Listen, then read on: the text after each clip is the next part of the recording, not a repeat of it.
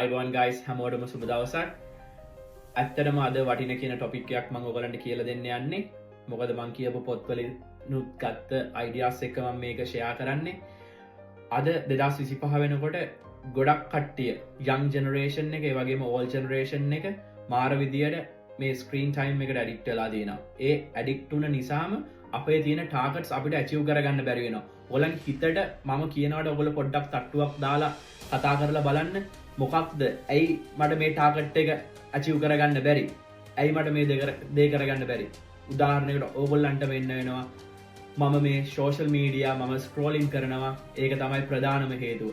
ඉතින් ඔයගොල්ලන්ට පුළුවන් නම් ඔයගොල්ලෝ දැනටමත් සෝෂල් මීඩියා වලින් සල්ලි හම්බ කරන්නේ නැත්තම් දවස් 3-4කට ඔයගොල්ලෝ සෝෂල් මීඩියා වලින් ඩිස්ලොකේටඩ් වෙන්න.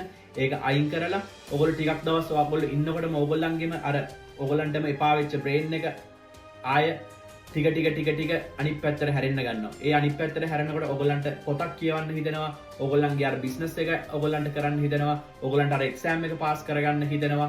ඉතින් ලයිෆ් ජීවිතේ ගොඩක් දේවල් වෙනස් කරගන්න පුළුවන්. මේක පොඩි ඇඩ්වයිස් එකක් වෙන්න ඇති, බට් ඔයගොල්ලන්ගේ ජීවිතේට ඒක ගලපලා බලන්න. අනිවාර්යෙන් ඔයගොල්ලන්ගේ ලයිෆ් එක ටෝටලි වෙනස් වෙනවා. Thank you so much guys.